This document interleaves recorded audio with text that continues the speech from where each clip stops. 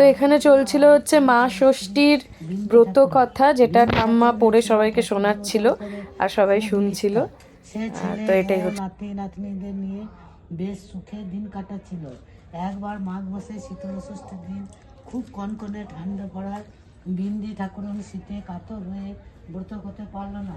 সে বেশ করে লেপ চাপা দিয়ে বিছানায় পড়ে রইল।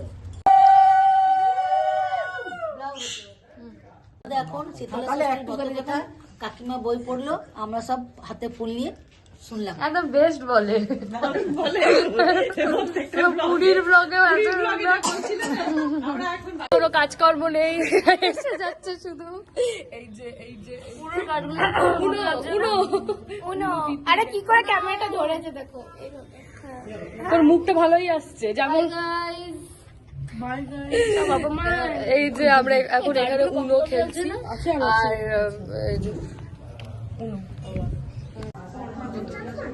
আর এখন আমাদের ইয়ে হচ্ছে যজ্ঞ হচ্ছে। এখন আমরা যাচ্ছি হচ্ছে ঠাকুর দেখতে।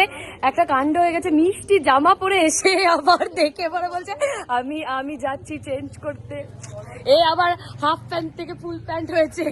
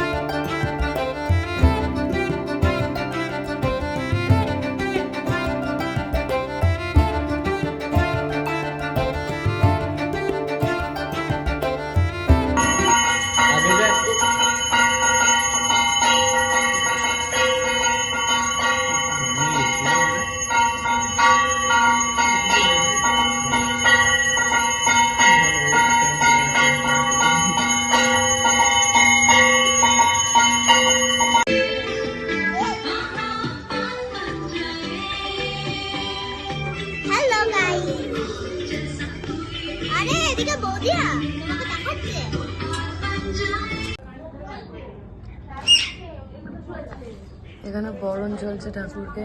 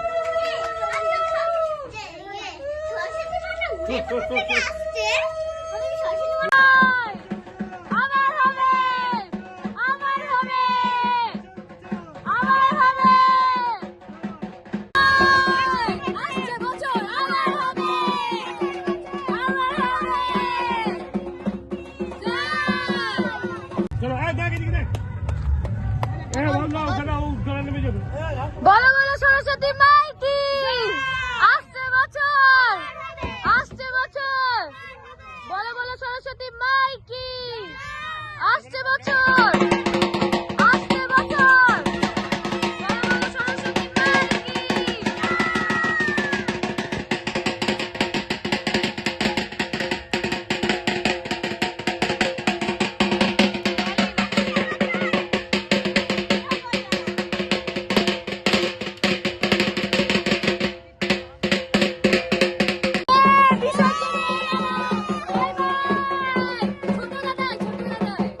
সরস্বতী ঠাকুর বিসর্জন হয়ে গেল।